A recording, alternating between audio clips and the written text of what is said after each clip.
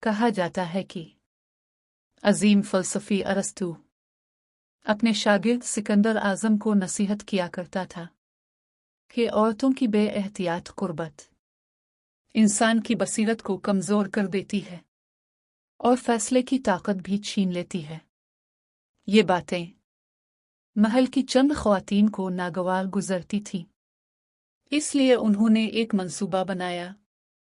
ایک نہایت حسین کنیز، شوخ مزاج اور ناز نخرے والی ارسطو کی خدمت میں بھیج دی گئی۔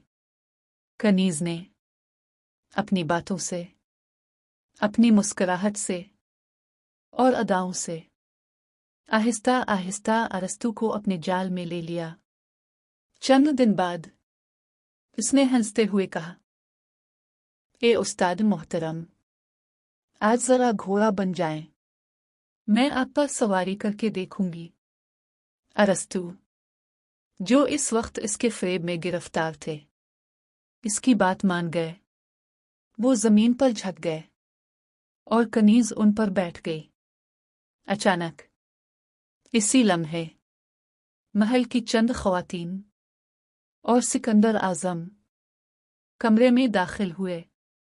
سکندر نے حیرت سے کہا، اے میرے استاد، آپ تو مجھے نصیحت کرتے تھے اور خود یہ حالت۔ ارسطو اٹھ کھڑے ہوئے، مسکرائے اور آہستہ سے بولے، اے سکندر، اسی بات کی تعلیم میں تمہیں دینا چاہتا تھا۔ سوچو، جو عورت تمہارے استاد کو یوں بے بس کر سکتی ہے، وہ تمہیں تو شاید اس سے بھی زیادہ مات دے دے۔ بس یاد رکھو، عقل پر قابو رکھنا سب سے بڑی بادشاہت ہے۔